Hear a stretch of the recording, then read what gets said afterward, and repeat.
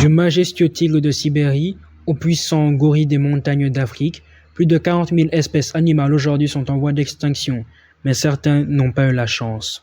Permettez-moi de vous offrir un voyage à travers le temps pour découvrir quelques-uns des 69% des espèces animales disparues il y a peu.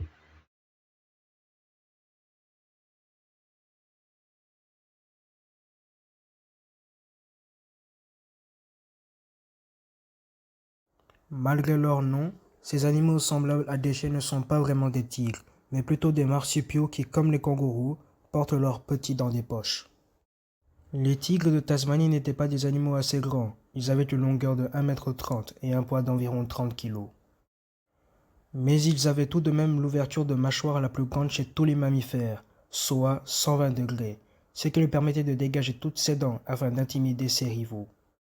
Les tigres de Tasmanie étaient également des carnivores qui se nourrissaient d'autres marsupiaux et aussi d'oiseaux. Connus pour leur agilité et leur endurance remarquables, les tigres de Tasmanie occupaient autrefois une grande partie de l'Australie et de la Nouvelle-Guinée, jusqu'à l'apparition des colons en Australie en 1768. Ils ont grandement souffert du braconnage excessif, car ils étaient connus pour leur agressivité envers l'élevage de moutons, mais surtout car ils étaient considérés comme des animaux agressifs capables de tuer les êtres humains. Le tout dernier tigre de Tasmanie est mort dans un zoo en 1936.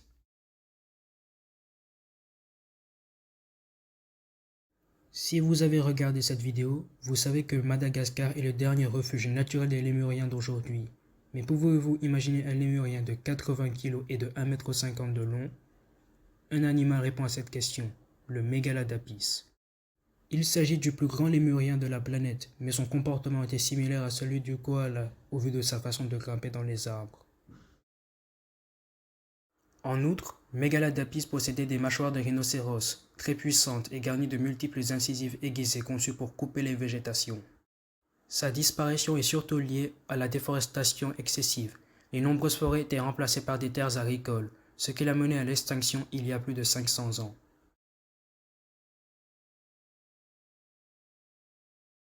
La conure de Caroline est un perroquet d'environ 30 cm qu'on retrouvait aux États-Unis, principalement dans la Louisiane.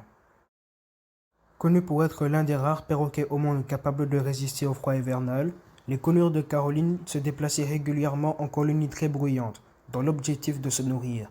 Elles se nourrissaient principalement de graines, de noix et de fruits qu'elles digéraient en ingérant du sable ou du gravier. Chez la conure de Caroline, les couples sont connus pour former de mauvais parents, dont le taux d'échec était assez élevé, ce qui est très rare chez un oiseau, surtout pour un perroquet.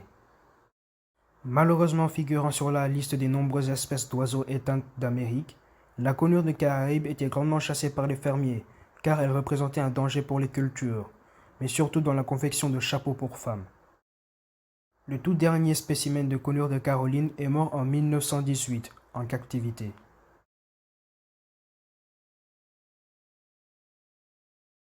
Le baïdji est un dauphin d'eau douce mesurant 2,50 m qu'on trouve le long des fleuves de la Chine. Il est difficile de dire la population exacte de cet animal. La plupart des scientifiques s'accordent sur le fait que le baïdji est un animal éteint, mais certaines observations tentent de reprouver son existence. Le baïdji avait un long rostre de plus de 50 cm, garni de multiples dents aiguisées, conçues pour saisir des proies glissantes comme le poisson ou les crabes. Il n'existe plus de baïdji en captivité, car le dernier spécimen est mort dans un zoo en 2006. La cause de leur extinction est surtout liée à la pollution.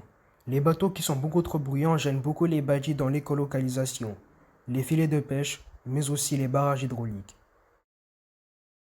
Si le baïdji a bel et bien disparu dans la nature, il pourrait bien être le seul cétacé dans le monde entier dont l'extinction est liée aux activités humaines.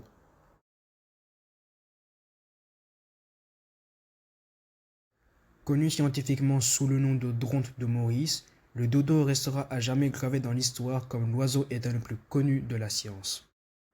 Autrefois très répandu sur l'île Maurice, les dodos étaient des cousins des pigeons qui mesuraient environ 1 mètre de hauteur, mais sauf qu'ils étaient incapables de voler à cause de leurs petites ailes et de leur grande taille. Ils se contentaient à rester au sol, à se nourrir de baies qu'ils digéraient en ingérant des cailloux.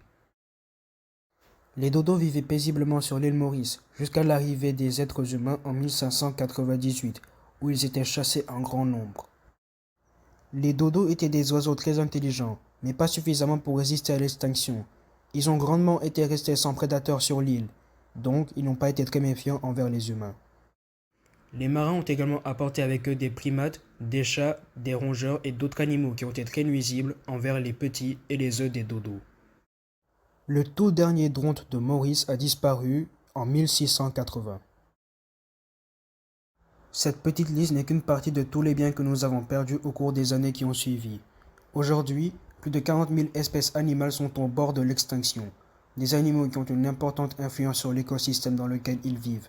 Sinon, tout risquera de s'effondrer, comme ce bâtiment.